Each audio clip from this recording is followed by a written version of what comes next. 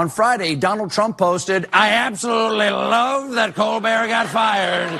His talent was even less than his ratings."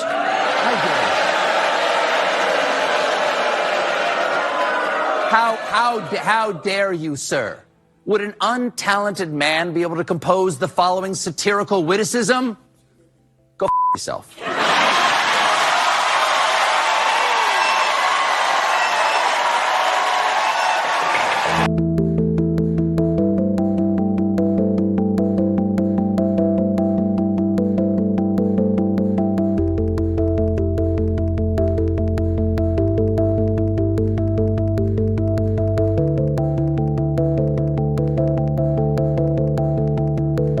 It's time for Media Meltdowns, and CBS has cancelled The Late Show with Stephen Colbert, a program that reportedly cost more than $100 million a year to produce, with 200 staff members, including 20 writers, and its ratings have been plummeting, diving more than 30% over the past 5 years. And looking back at his skits, well, it makes you wonder why the audience would want to switch off.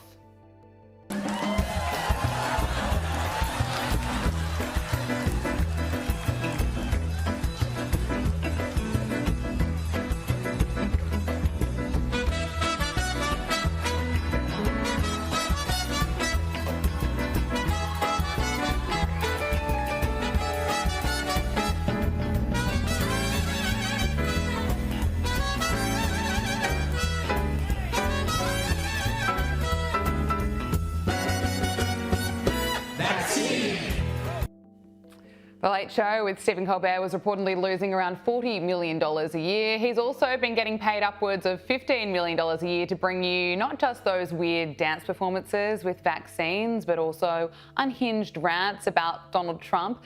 Let's not forget Stephen Colbert's reaction to Joe Biden's 2020 win. Joe Biden did it. He's our next president. Do the wave. Do the...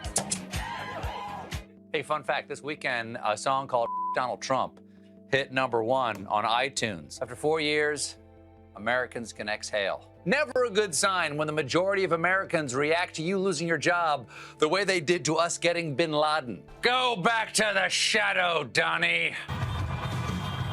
Look at him go. He's running laps around Trump. I refuse to remember his name. What was it again?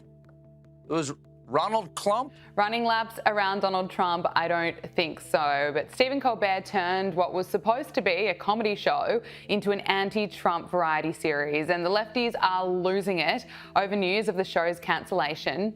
Failed vice presidential candidate Tim Walz, Tampon Timmy, has posted to social media declaring that Stephen Colbert is the best in the business. He always told the truth to power and pulled no punches. We need more of that, not less. Well, having Tim Walz endorse you says it all, doesn't it? But he's not the only one who's devastated. Here's actress Jamie Lee Curtis. It's bad. He's a great, great guy. Yes, they're trying to silence people, but that won't work. It won't work. We will just get louder.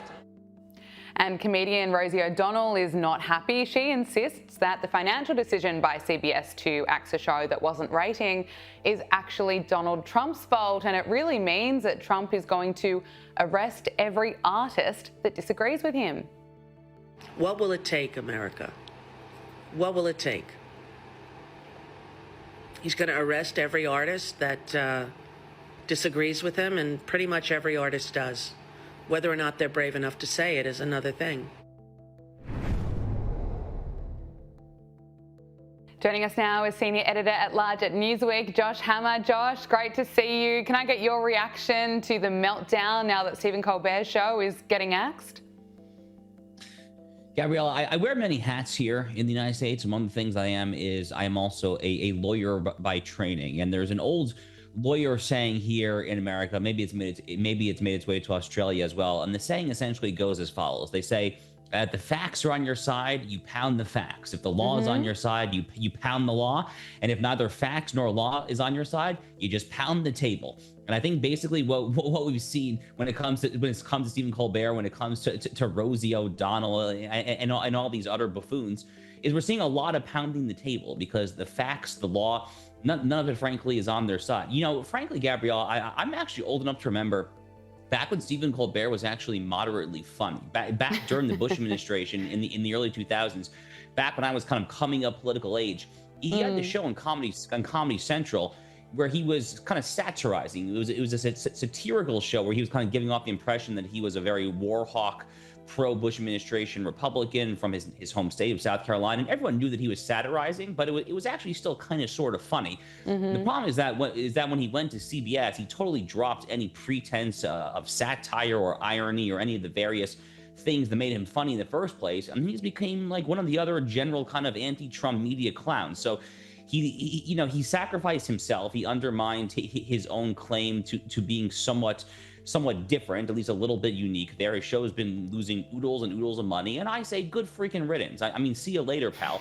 My only other reaction at this point is, can we please have the same thing happen to Jimmy Kimmel, another guy who once upon a time was actually somewhat funny and now hasn't told a funny joke in probably a decade at this point there. So I would love to see Jimmy Kimmel get the Colbert treatment at this point. Yeah, there are just too many of them.